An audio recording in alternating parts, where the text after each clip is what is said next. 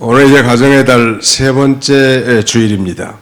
첫 주는 이제 어린이 주일로 우리가 이 말씀을 상고한 바 있습니다. 성도가 진정으로 피해야 할 길이 무엇인지 세 가지의 그 길을 살펴봤습니다.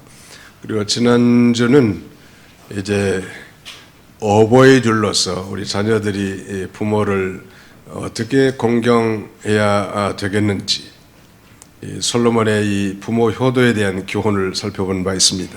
오늘 이제 세 번째 주일인데 5월 21일은 둘이 하나가 된다는 뜻, 둘이 하나가 된다는 뜻을 포함한 부부의 날입니다. 지난 2007년 이 국회에서 국가 기념일 제정을 위한 청원이 통과되면서 5월 21일은 소위 이 법정 기념일로 제정되어 있습니다.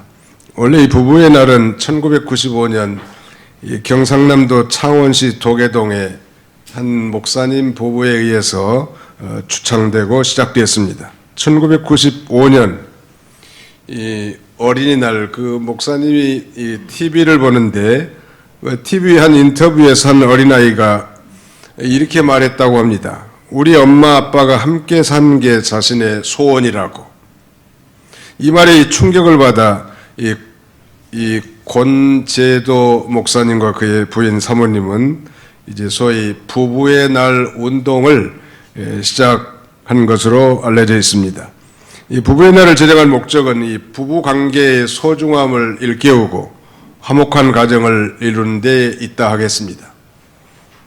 우리가 다 아는 사실이지만 이 부부가 화목해서 행복한 가정이 되지 않는다면 그 자녀들이 결코 행복하기가 어렵고 이 세상의 이 청소년 문제나 기타 노령 인구의 문제와 같은 그런 심각한 사회 문제를 해결할 수 없을 것입니다. 그래서 이 가정이라고 하는 것은 그야말로 가장 중요한 신적 공동체다. 이 세상에서 하나님께서 만든, 아니 이 세상에는 많은 기관들이 단체들이 있지만 우리 하나님께서 만드신 두 가지의 특별한 기관은 하나는 가정이라고 하면 다른 하나는 이 교회라고 할 수 있겠습니다.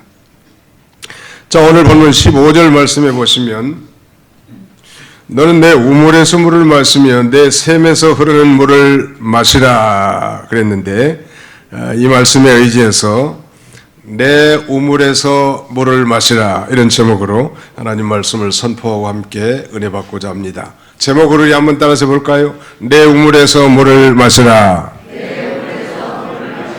Drink water from your own system. 내 우물에서 물을 마시라. 이런 말씀을 제목으로 함께 은혜 받고자 합니다. 결론부터 말씀드린다고 하면 내 우물에서 물을 마시라 하는 이 말씀의 뜻은 하나님께서 짝 지어주신 아내의 사랑으로 만족하라 그런 말. 하나님께서 이 주권과 섭리 가운데 짝지어 주신 그 배우자로 만족하라는 뜻이라고 할 수 있겠습니다. 통계청 발표에 의하면 지난 한 해 동안 한국인의 결혼 건수는 총 23만 9,200건이라고 하는데 이건 8년째 계속 감소하고 있고 1970년 통계 작성 이후로 역대 최소라고 합니다. 심각한 문제죠. 반대로 이혼은 인구 1000명당 2.2명이라고 하는데 지난 한 해 동안 11만 800쌍이 이혼했다는 것입니다. 11만 800건이 되겠죠. 주요 이혼 사유가 뭔가? 뭐 경제 문제, 뭐 그다음에는 뭐 이 가정 불화 혹은 뭐 성격 차이 이런 것들도 주요한 원인이긴 하지만 배우자의 부정으로 말미암아, 즉 배우자의 외도로 말미암아 이렇게 가정들이 깨져나간다는 참으로 심각한 현상이라고 할 수 있겠습니다. 예수님께서 이 말세에는, 즉 인자 때에는 노아의 때와 같고 소돔 고모라의 때와 같다고 말씀하셨고요. 또 바울은 디모데에게 보낸 편지에서 이 말세에는 사람들이 쾌락 사랑하기를 하나님 사랑하는 것보다 더한 시대가 도래할 거라고 말씀했는데 그대로 돼가고 있지 않습니까? 이 마귀는 성도의 성결한 삶이 곧 성도의 영적 능력의 원천인 걸 알기 때문에 어떻게든지 성도들을 타락시키고 가정을 파괴시키려고 하는 것이 마귀의 본성이, 그래서 이 성도들을 빠뜨려서 이 멸망시키려고 하는 것입니다. 자, 그렇다면 이 성도의 경건한 가정을 파괴하는 심각한 죄, 이 음행죄에 대해 빠지는 이 원인이 무엇이고 그 결과는 무엇인가, 그리고 그 대처 방안은 무엇인지 오늘 가정의 달, 특별히 부부의 날을 앞두고 함께 상고하고 은혜 받고자 합니다. 성도가 음행죄에 빠지는 이유가 무엇일까요? 한 세 가지로 생각할 수 있는데, 그것은 첫째는 하나님의 말씀을 멸시하기 때문이고, 두 번째는 오늘 본문에는 음녀의 간교한 유혹 때문이라고 3절에 말씀하고요. 다른 하나는 범죄할 가능성 있는 환경을 피하지 않기 때문이라고 말씀하고 있습니다. 하나님의 말씀을 절대적 진리로 믿고 하나님의 말씀을 생명으로 붙드는 사람이라면 그 말씀에 위반되는 행동을 하지 않을 수 있다는 거예요. 아버지가 하나님 말씀에 입각해서 성령의 감동함으로 자녀들에게 교훈할 때 자녀들은 그 말씀에 주의하고 귀를 기울이라는 거예요. 그러면 하나님의 말씀은 성도들의 마음을 근신하게 만들어준다는, 신중하고 사력 있게 만들어준다는 것입니다. 하나님의 말씀, 확실하게 깨달은 하나님의 말씀, 그걸 붙들 때 우리는 이 모든 죄를 다 이겨나갈 수 있고, 특별히 간음죄, 음행죄를 이겨나갈 수 있습니다. 그래서 시편 기자는 시편 119편 11절에 이렇게 노래합니다. 내가 주께 범죄하지 아니하려 하여 주의 말씀을 내 마음에 두었나이다. 자기 마음속에 깨달아 하나님의 말씀을 굳게 붙들고 있을 때 우리는 이 죄를 이겨나갈 수 있다는 거예요. 청년이 어떻게 그 행실을 깨끗하게 할 수 있까? 주의 말씀을 따라 삼가할 때가 아니겠습니까? 하나님의 말씀, 그러면 늘 하나님의 말씀을 묵상하고 외우고 또 그 말씀을 내 마음에 풍성하게 가질 때 우리는 모든 죄를 다 이겨나갈 수 있는 것입니다. 동일한 시편 119편 133절에 이렇게 노래합니다. 나의 발걸음을 주의 말씀에 굳게 세우시고 어떠한 죄악도 나를 주관하지 못하게 하소서. 나의 발걸음을 주의 말씀에 굳게 세우시고 어떤 죄악도 나를 주관하지 못하게 하소서. 하나님의 말씀. 그래서 동일하게 또 시편 119편 105절에는 주의 말씀은 내 발의 등이요 내 길의 빛이니이다. 아무리 타락하고 칠같이 어두운 세상이라도 우리가 깨어서 하나님 말씀에 붙들려 있다면 능히 그 죄를 이겨나갈 수 있다는, 칠까지 캄캄한 부패하고 타락한 이 시대에 유일한 이 발뿌리 앞에 등불은 하나님의 말씀인 것입니다. 두 번째는 3절에 보시면 대저 음녀의 입술은 꿀을 떨어뜨리며 그의 입은 기름보다 미끄러우나, 음녀가 있다는, 음녀. 여기서 음녀라고 하는 것은 이 정당한 배우자가 아닌 이성을 가리킵니다. 정당한 배우자가 아닌 이성이 관능적으로 유혹하는 말이 마치 꿀과 같이 달콤하고 일적인 쾌락을 자극한다는, 아니 기름과 같이 유혹하는 말이 매끈매끈하다는 거예요. 그래도 하나님의 말씀에 굳게 서 있다면 그런 매끈매끈한 말에 넘어가지 않을 텐데 말이죠. 우리 부인네들은 좀 생각할 필요가 있을 것 같아요. 음녀가 정말 달콤한 말로 유혹을 하고 매끄러운 기름칠한 말로 유혹해서 그렇게 들린다 할지라도 정말 가정이 견고하게 서 있다면 거기에 넘어갈 이유가 없을 것 같고, 특별히 이 남자들을 그 유혹하는 그런 음녀의 말이 달콤하고 매끄러운 기름과 같다고 한다면 우리 부인네들이 적어도 가정에서 그렇게 언어 생활, 그리스도인으로서의 이 새로운 언어 생활을 해야 할 것입니다. 아니 자기 남편에게 정말 함부로 대하고 막말을 하는 그런 남편에게 사랑받는다는 것은 어려운 일이에요.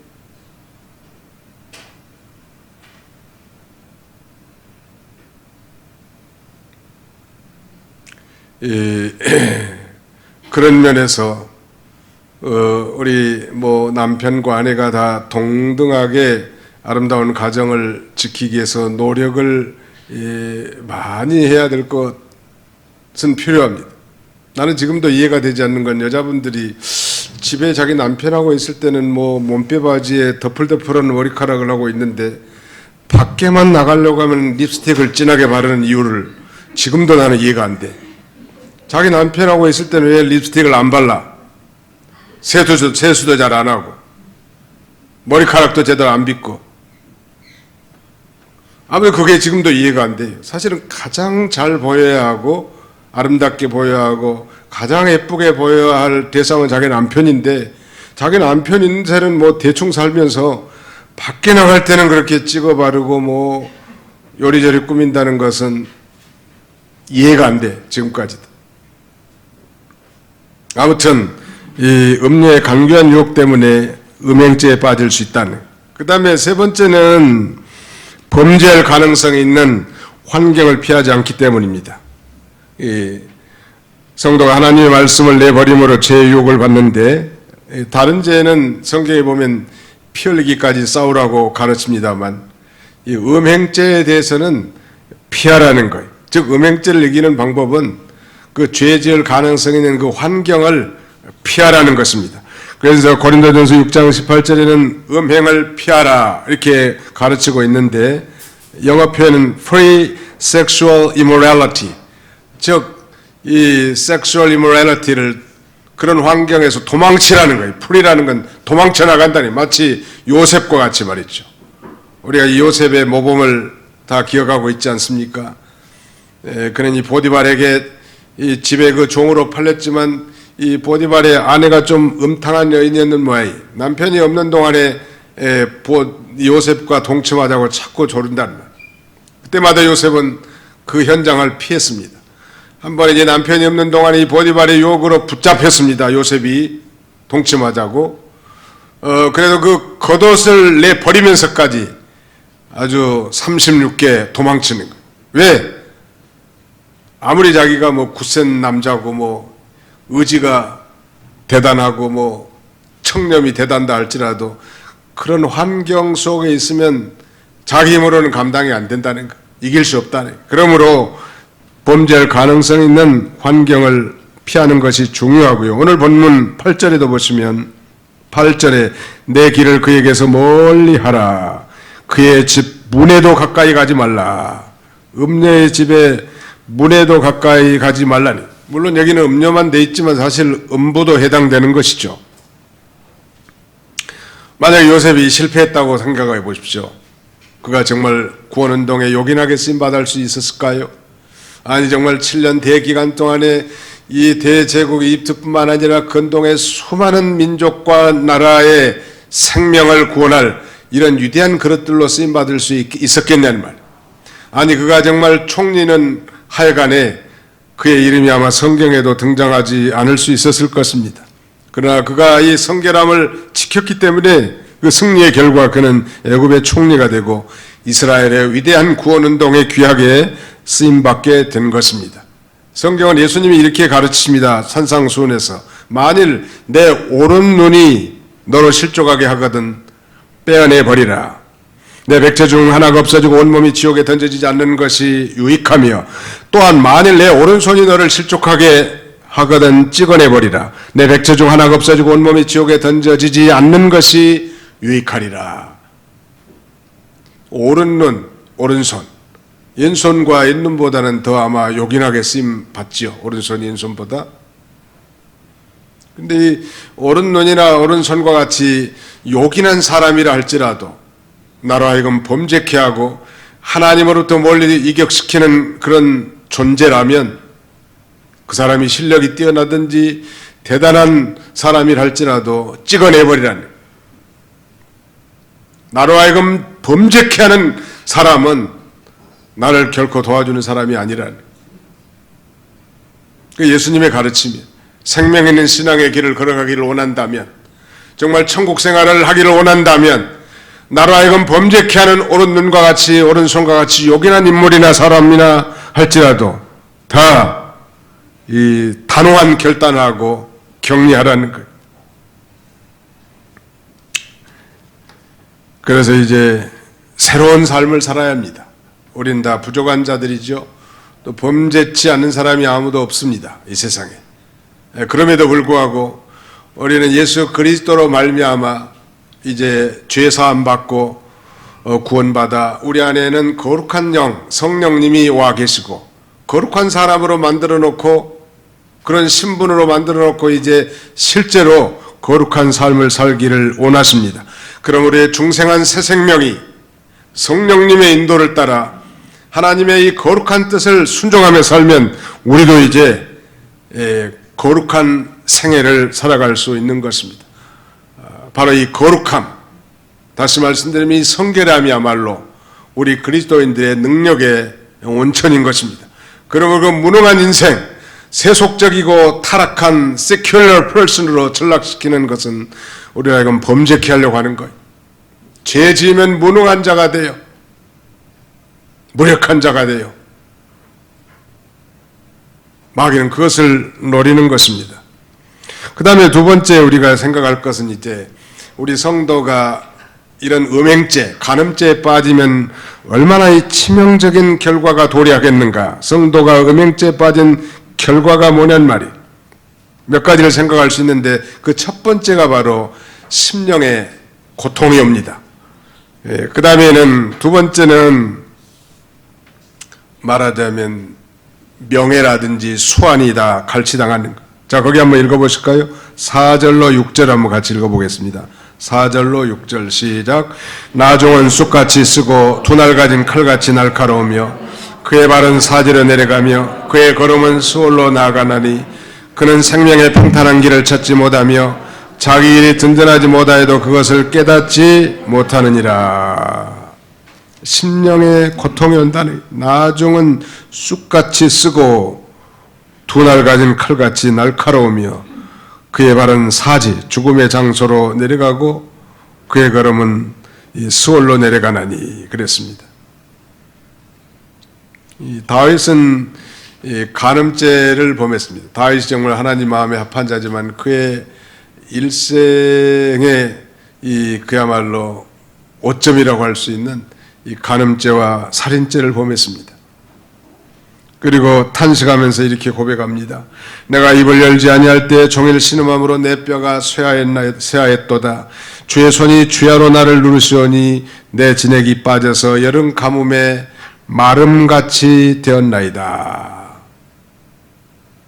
다윗이 범죄하고 나서 그 심령의 고통이 얼마나 치명적인가 하면 내가 입을 열지 아니할 때, 즉 내가 토설하지 아니할 때는 종일 신음함으로 자기 뼈가 쇠해졌다고. 그래서 주님의 손이 주야로 밤낮으로 자기를 짓눌렀다고 이렇게 고백하고 있습니다. 옛날 성경에는 내가 입을 열지 아니할 때를 내가 토설치 아니할 때라고 번역하고 있는데 이처럼 이 음행죄, 즉 간음죄의 결과는 칼로 찌르는 것과 같이 가책이 오고 고통이 짓누르고 마침내는 하나님이 심판하시는 것입니다. 그 다음에는 9절을 한번 보실까요? 두렵건대, 오늘 본문에 보니까 두렵건대가 3번이나 계속 반복되고 있는데 두렵건대, 두려워란 말이 내 존영이 남에게 잃어버리게 되면 내 수완이 잔인자에게 빼앗기게 될까 하노라. 이 존영이라는 건 명예라고 할 수 있고 수완은 뭐 세월이라고 할 수 있죠. 존영을 잃어버리고 수완을 빼앗기는 아름다운 최근에 이 부산시장 오거돈이라고 하신 분인데 이분은 3전 4기 해가지고 시장이 되신 분. 계속 실패하다가 지난번 지방선거에서 부산시장으로 큰 명예를 얻었지만은 그러나 소위 섹스 스캔들 때문에 그는 스스로 하차하고 말지 않았습니까? 그 이전에 어떤 도지사 한 사람도 마찬가지. 정말 이러니 엄청난 죄를 짓게 되면 그 명예, 즉 존영을 다 잃어버리게 된단 말이에요. 그리고 그 세월이 다 허송 세월이 되는 거예요. 그것뿐만 아니라 만사가 실패하고 재물도 잃게 됩니다. 10절에 보십시오. 두렵건대 타인이 내 재물로 충족하게 되며 내 수고한 것이 외인의 집에 있게 될까느라. 재산이 다 탈취당한다는. 더 설상가상으로 11절에 보시면 두렵건대 마지막에 이르러 내 몸 내 육체가 쇠약할 때 내가 한탄하여 말하기를 내가 어찌하여 훈계를 싫어하며 내 마음이 꾸지람을 가벼이 여기고 내 선생의 목소리를 청종하지 아니하며 나를 가르치는 얘기에 귀를 기울이지 아니하였던고. 육체가 쇠약할 정도로 이제 몸에 병이 들고 한마디로 말하면 폐가 망신한다는 음행죄를 지은 결과에 최근에 장안에 아주 빅뉴스가 되는 연속극이 하나 있다고 하는데 이 부부의 세계라는 연속극이라고 합니다. 그게 보통 주말에 아마 심야에 하는 거예요. 우리는 한참 잠자고 있을 때니까 보지는 못하지만 그 뉴스에 간간히 떠오르는 걸 보니까 그 남자 주인공이 아마 누구요? 이태호인가 무슨 아무튼 그래. 이태호의 결과가 어떻게 됐을까? 안 봐도 뻔해. 폐가 망신했을 거라고. 아마 그렇게 만들어 놓지 않으면 아마 그 작가가 얼마나 사회 여론과 지탄을 받겠습니까? 그건 당연한 거 아니? 또 한서희라고 하는 이 첩의 여자, 두 번째 여자, 세컨 와이프는 남의 가정을 깨뜨리면서 그 말하자면 자기가 행복한 가정을 꾸미려고 하는 말도 되지 않는 것을 시작한 거 아니에요? 말하자면. 징악 상선의 관점에서 당연히 작가가 마무리를 그렇게 했으리라고 생각이 됩니다만 아무튼 분명한 한 가지는 크리스찬이든 넌 크리스찬이든 이 음행죄에 빠지게 되면 모든 존영을 다 잃고 소환을 다 빼앗기게 되고 재물도 탈취당하게 되고 마침내는 몸에 병들어서 최후에는 폐가 망신하게 될 것을 성경은 가르치고 있습니다. 맨 먼저 성도가 음행죄에 빠지면 심령의 고통이야. 누가 뭘 하지 않아도. 그 다음에는 명예와 소환을 다 빼앗기게 됩니다. 수고해서든 모든 재산도 잃어버리고 마침내는 폐가 망신해서 비참한 지경에 처하게 되는 것입니다. 떳떳하지 못해요. 사랑하는 성도 여러분, 우리 성도의 몸은 이제 성전이라고 했습니다. 너희가 성전인 것과 하나님의 성령이 너희 안에 거하신 줄 알지 못하느뇨. 이와 같이 하나님의 성전을 더럽히면 하나님께서도 그 사람을 멸하시리라 라고 말씀하십니다. 자, 그렇다면 성도 가운데도 이런 죄를 과거에 범했거나 현재도 그런 죄를 짓고 있는 사람이 있을 텐데 도대체 어쩌란 말입니까? 우리가 경계할 것은 내가 한번 이런 죄에 빠졌으니까 나는 이제 끝장이다. 나 같은 게 무슨 살 가치가 있겠는가? 그러면서 좌절하고 극단적인 행위를 하는 것은 그것도 비성경적인 거예요. 죄 짓지 않는 사람이 없다고 했는데 설령 그런 어떤 연유에서든지 그런 죄를 범했거나 그런 죄를 범하고 있다 할지라도 그것이 하나님이 싫어하는 일이시고 또 하나님이 금하신 일이라고 판단이 된다면 철저하게 회개하고 돌이켜야 할 것입니다. 사랑하는 성도 여러분, 성도가 하나님과 올바른 관계가 되지 아니하고 뭐 대단한 것을 추구하는 것은 그건 사상루각이에요. 하나님과의 바른 관계의 정립이 무엇보다도 중요하단 말이에요. 그렇다고 해서 죄를 범했다고 해서 낙심하지 말고 극단적인 삶을 살지 말고 저 십자가를 바라보시기 바랍니다. 예수님께서는 바로 내가 지은 그 죄 때문에 저 십자가에서 고난당하시고 내가 지은 그 죄를 용서해 주시기 위해서 십자가에서 대속적 죽음을 죽으셨단 말이에요. 아니 미래에 질 죄까지도 포함해서. 그러므로 그 구속의 사랑과 은혜를 기억하면서 이제 다시는 죄를 짓지 않겠다고 결단하고 이제 회개하고 하나님 앞에 다시 새로운 인생, 새로운 삶을 시작하는 거예요. 아무리 더럽고 추한 죄를 지었을지라도 진정으로 자복하고 회개한 자를 우리 주님은 용서해 주십니다. 당신의 이름과 영광을 위해서. 그리고 그 회개하고 자복한 죄에 대해서는 기억조차도 하지 않으시다는 사실을 믿으시기 바랍니다. 죄 짓지 않는 사람이 없다고 그랬죠. 심지어는 마음으로 죄를 짓는 것도 동일하게 여기십니다. 우리 주님은. 그러므로 날마다 십자가를 바라보고 나의 그 못된 그 죄 때문에 예수님이 십자가에 달려 죽으신 줄 알고 자백한 다음에 이제 새로운 삶, 우리 안에 내주에 계신 그 성령님의 인도를 따라 새로운 피조물로서 새로운 인생을 사는 거예요. 의인은 7전8기라고 하지 않았습니까? 7번 넘어질지라도 이제 8번째도 일어설 수 있는 거예요.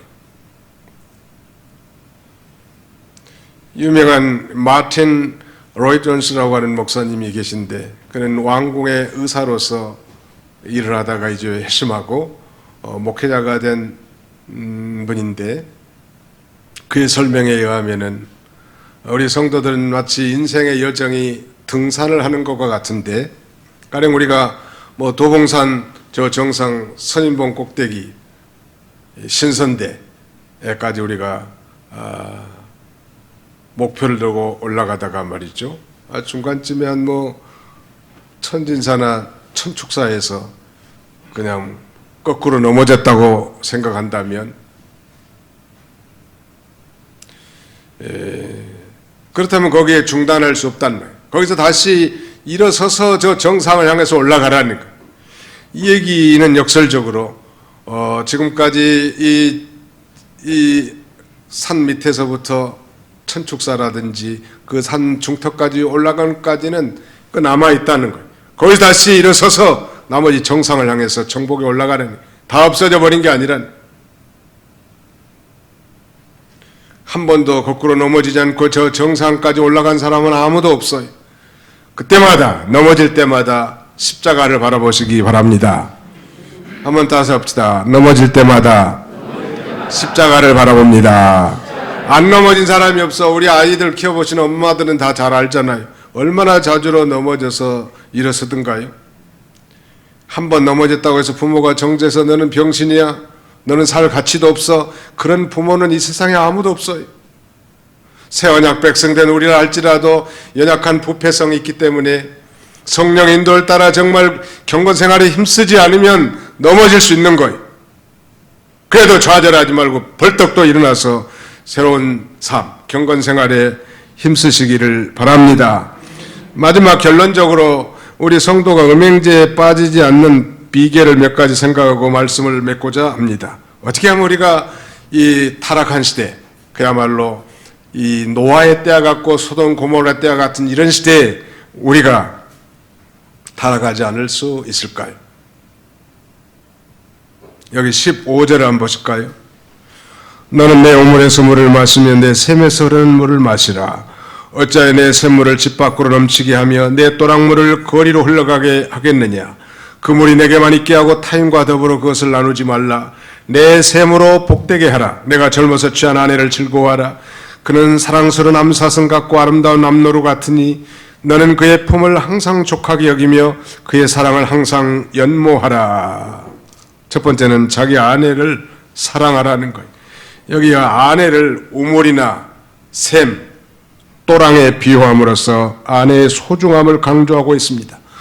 솔로몬은 아가서 4장에 보면 나의 누이 나의 신부는 잠근 동산이요 덮은 우물이요 봉한 샘이로구나 라고 노래했는데, 이 사막지방에서 우물과 샘은 아주 귀중한 재산과 같단 말. 그래서 하나님이 짝지어주신 자기 아내를 사랑하는 것은 건강한, 이 건강에 유익한 샘물을 마시는 것과 같습니다.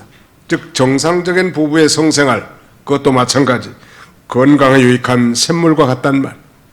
합법적인 아내와의 충실하고 순결한 결혼 생활을 제3 강조하고 권고하고 있는 것입니다. 성도가 음행죄에 빠지지 않기 위해서는 하나님께서 주신 아내를 복되게 여기고 즐거워하라는, 내 샘으로 복되게 하라. 여기 네셈은 바로 아내를 지칭하는 것인데 자신의 아내로 하여금 자녀를 낳아 기를 수 있도록 하라, 그런 의미도 포함되어 있습니다. 왜냐하면 히브리인의 축복 개념은 자녀 출산이기 때문이죠. 아내는 그는 사랑스러운 암사슴 같고 아름다운 암노루 같으니, 암사슴과 암노루의 이미지는 뭘 상징할까요? 무사기하고 온유하고 겸손한 모습, 순종적이고, 이런 그 아내를 사랑하라는, 미국의 보수적인 신학자로 프린스턴 신학교의 총장을 지낸 벤자민 B. 워필드라고 하는 이 켈빈주 회고 보수지 신학자가 있는데, 그는 이 결혼식을 마치고 마차를 타고 신부와 함께 귀가하다가 그만 말이 튀는 바람에 굴러서 갑자기 높은 곳에 떨어집니다. 신부가 마차에서 떨어져 중상을 입게 되는 거예요. 그 이후로 그의 부인은, 신부는 평생 반신불수로 지냈다고 합니다. 그럼에도 불구하고 그의 남편 워필드 박사는 그런 반신불수의 아내를 끝까지 사랑했다고 해요.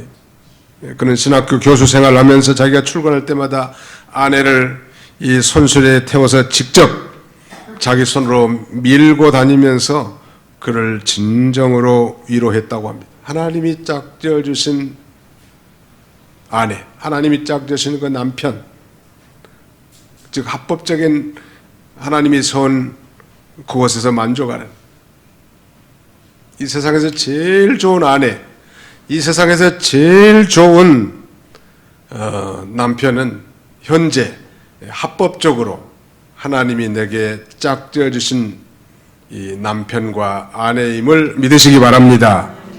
이태와 같이 말이죠, 재벌녀 한서희의 눈을 팔리면 그의 결말은 쫄딱 망하는 걸 거라.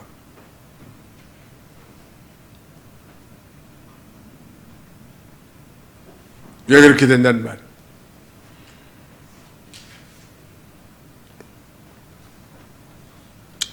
그 다음에 두 번째 아주 중요한 내용인데 21절을 같이 한번 읽어봅시다. 21절 시작. 대저 사람의 길은 여호와의 눈앞에 있나니 그가 그 사람의 모든 길을 평탄하게 하시느니라. 대저 사람의 길은 누구 앞에 있어요? 예, 사람의 길, 인생의 여정은 여호와의 눈앞에 있다는 거예요. 이 사람들의 삶의 여정, 개개인의 행동 양식은 다 모든 피조물을 감찰하시는 하나님의 신적 능력에 있는 것입니다. 좀 더 쉽게 말씀드리면 하나님은 모든 걸 보시고 모든 것을 다 아신 하나님, 앉고 일어섬을 다 아시, 멀리서도 우리를 다 통촉하시는 하나님이시죠. 이런 하나님을 의식하고 산다면 우리가 이런 심각한 죄에 빠지지 않을 수 있지 않겠습니까? 종교교육자들의 모토 가운데 코람 데오, 하나님 앞에서라는 이 슬로건이 있는 반면에 또 한 가지는 메 비딧 데우스, 메 나를 비딧 보신다, 데우스 하나님께서, 메 비딧 데우스 하나님이 나를 보고 계신다, 이런 의식을 가지고 살았기 때문에 죄를 지을 수 없죠.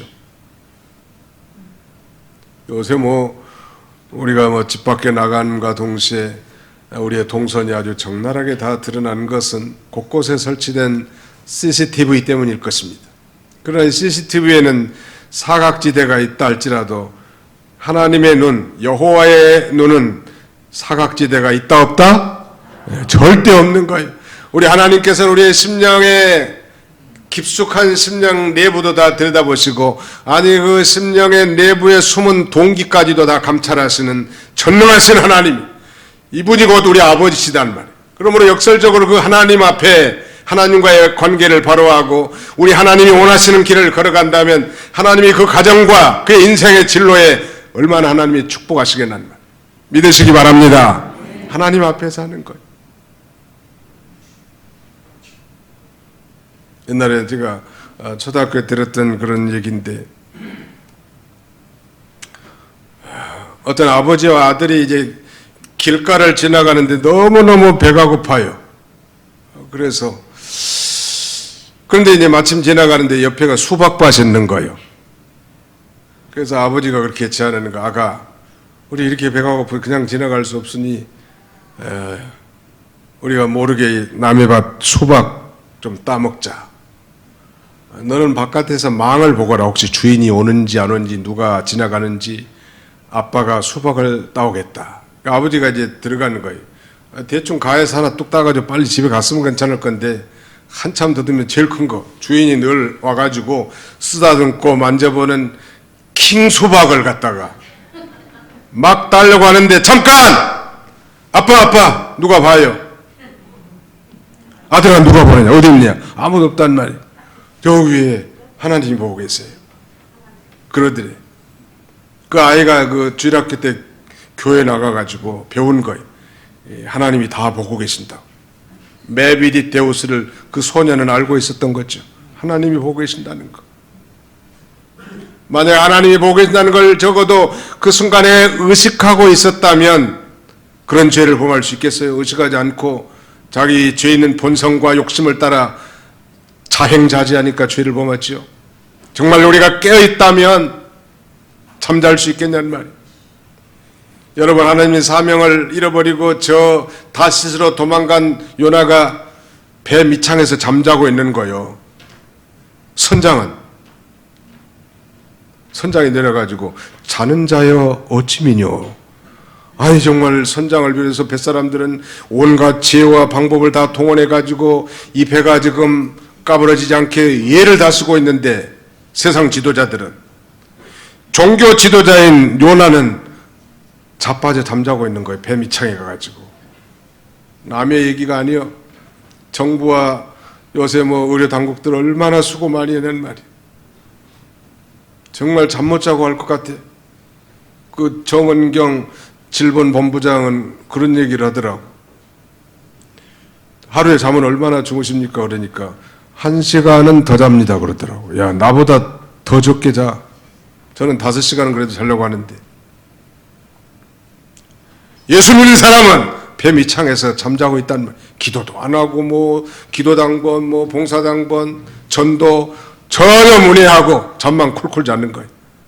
아이고 정부에서 긴급 재난지원금도 나오고 먹고 마시고 두들기자. 아주 일 났어 아주. 따라서 합시다. 그러면 안 됩니다.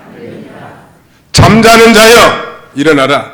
자는 자여 어찌 미뇨. 온갖 지혜와 도움을 해서 어떻게든지 코로나를 방지하고 전염병을 예방하려고 정부 당국자들 수고도 많은데, 예수 믿는 사람들은 타성에 젖어가지고 믿음 생활 아예 아이고 잘됐다. 교회 가지 말아야지. 목사님도 이런 아주 합리적인 명분이 있는데 집에서 온라인 예배 드린다면 뭐라 하겠는가. 온라인 예배 드린 사람을 정죄하는 건 아니에요. 아예 온라인 예배조차도 안 드리고 아예 랄랄라 하고 다닌다면 문제가 심각한 거 아니에요? 하나님 앞에서 사는 거, 이거 중요합니다.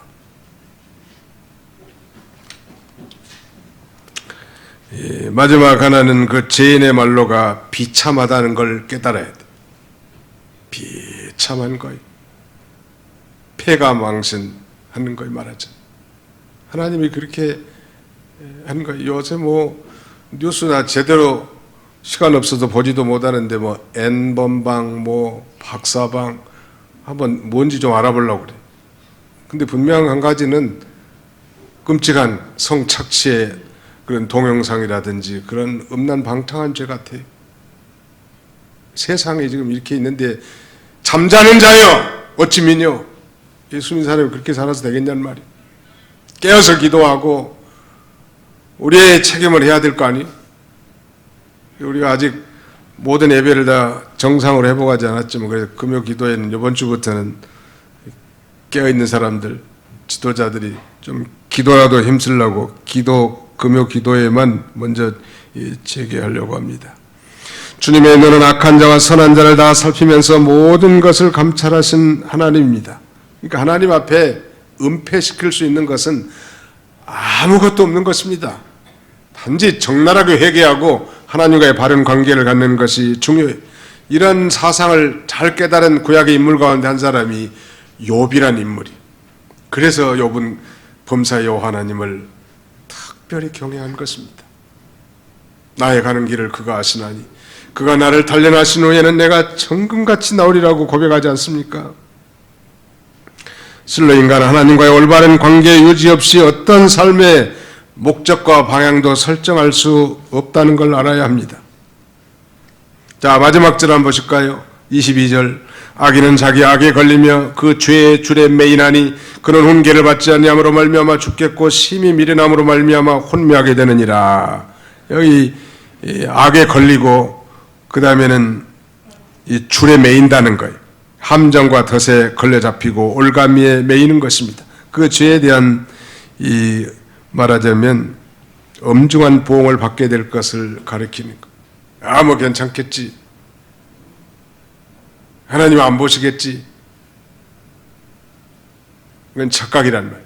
CCTV에는 사각지대가 있어도 하나님의 눈, 전능하신 여호와 하나님의 감찰하신 눈앞에 은폐시킬 수 있는 건 아무것도 없어요.